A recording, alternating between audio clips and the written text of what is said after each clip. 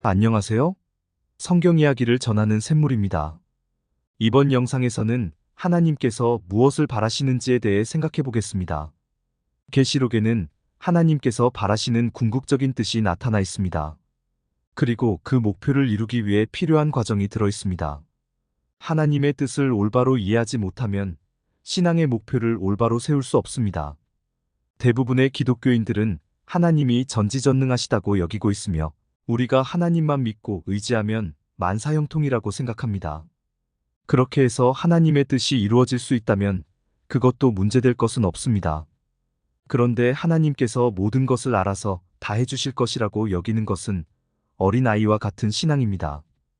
바울은 장성한 신앙에 대해 언급했습니다.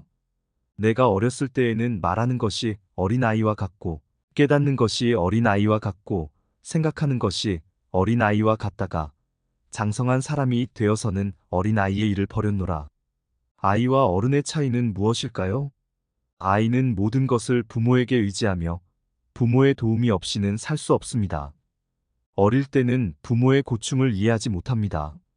그러나 성장하면서 부모의 어려움도 알게 되고 자신도 그런 부모를 도와야겠다는 마음을 갖게 됩니다. 신앙도 마찬가지입니다.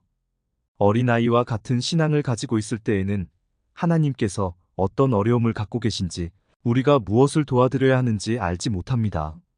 하나님께서 어려움에 처해 계시다고 하면 대부분의 기독교인들은 의아해할 것입니다. 하나님을 절대자로 전지전능하신 분으로 아는 입장에서는 이것이 이해할 수 없는 말이기 때문입니다. 그런데 세상 일이 하나님의 뜻대로 되나요? 그렇지 않다는 것은 상식적으로도 알 수 있습니다. 세상 일은 둘째 치고 하나님의 백성은 하나님의 뜻에 따라 신앙을 지키고 있나요? 구약시대 하나님의 백성인 이스라엘은 대대로 우상 숭배를 하며 하나님의 속을 썩였습니다. 결국 그들은 하나님께 버림받고 멸망했습니다. 기독교인들은 어떤가요? 한 마음, 한 뜻을 가지고 하나님의 역사를 따르고 있나요? 지금의 기독교는 수많은 분파로 나뉘어 서로 물고 뜯고 있습니다. 또 기독교인들 중에 악을 행하는 사람이 얼마나 많습니까? 심지어 목회자들 중에도 죄를 짓는 사람들이 많습니다. 그런데 우리는 하나님께 어떤 도움을 드릴 수 있을까요? 그것은 하나님께서 무엇을 바라시는지를 알아야 합니다. 상대의 가려운 곳이 어딘지 알지 못하면 어떻게 시원하게 해줄 수 있겠습니까? 그럼 하나님의 궁극적인 목표는 무엇일까요? 그것은 마귀를 멸망시키고 인류를 구원하는 것입니다. 왜 대다수의 기독교인들은 이것을 모를까요? 그 이유는 그들이 하나님을 전지전능하다고 여기기 때문입니다. 하나님은 전지전능하신가요? 전지전능은 불가능한 개념입니다.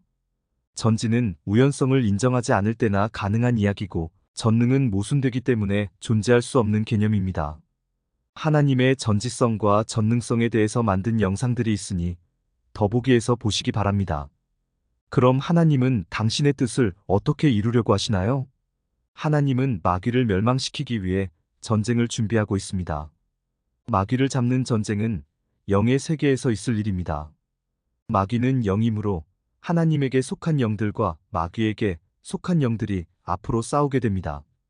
하나님에게 속한 영들도 사람이고 마귀에게 속한 영들도 사람인 것을 아시기 바랍니다.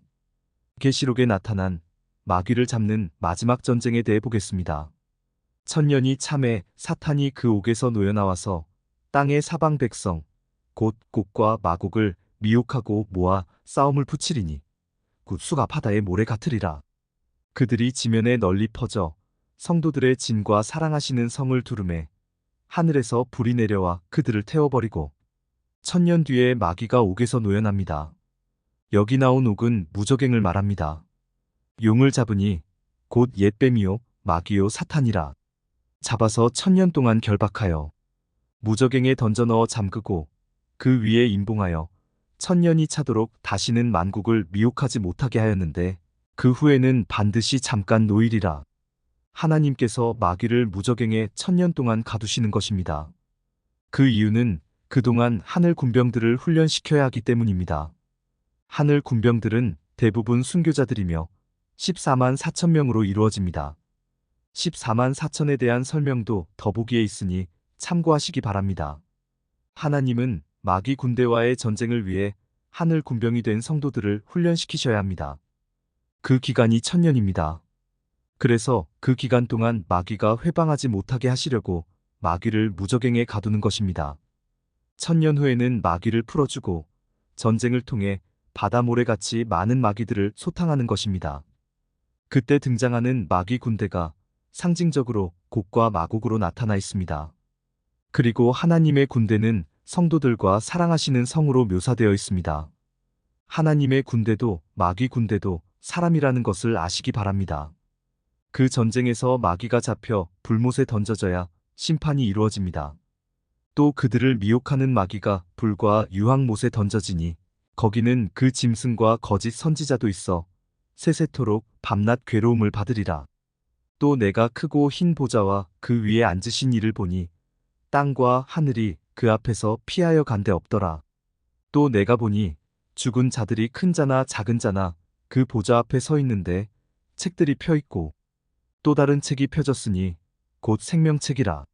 죽은 자들이 자기 행위를 따라 책들에 기록된 대로 심판을 받으니 심판을 마귀 멸망 후에 하는 이유는 죽은 자들이 마귀 세계에 끌려가 있기 때문입니다. 따라서 마귀를 먼저 잡아야 그들을 나오게 할 수 있는 것입니다. 그때 죽은 자들은 음부에서 나와 심판을 받습니다. 바다가 그 가운데에서 죽은 자들을 내주고 또 사망과 음부도 그 가운데에서 죽은 자들을 내주매 각 사람이 자기의 행위대로 심판을 받고 음부가 바로 죽은 자들이 가 있는 마귀 세계입니다. 그러므로 하나님께서 뜻을 이루시기 위해서는 하늘 군병이 필요합니다. 하늘 군병의 수가 14만 4천인데 그 수가 찼을까요? 아닙니다. 아직 그 수가 차지 않았기 때문에 세상이 끝나지 않고 있는 것입니다. 지상에서 그 수를 채우는 하나님의 역사가 예정되어 있습니다. 그것이 마지막 추수입니다.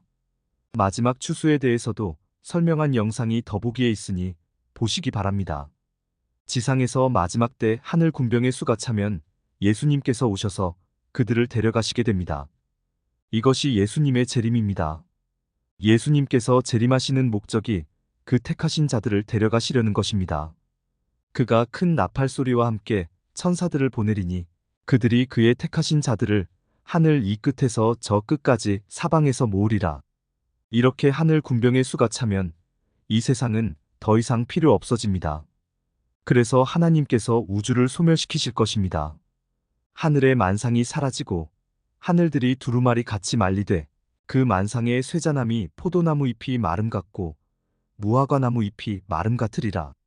그리고 마귀와의 전쟁을 위하여 하나님께서 그 군병들을 1000년 동안 훈련시키시는 것입니다.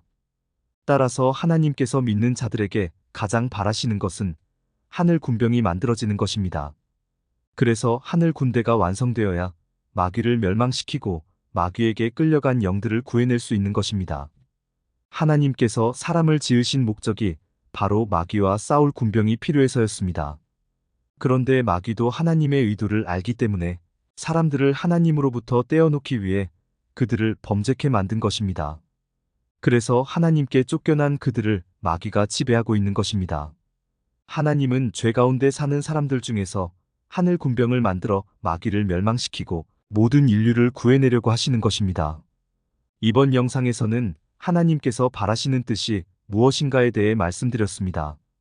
하나님의 원하시는 바는 믿는 자들 중에서 마귀와 싸울 군병을 만드는 것입니다. 그 군병의 수가 차야 그들을 훈련시켜 마귀를 멸망시킬 수 있게 됩니다. 끝까지 시청해 주셔서 감사합니다.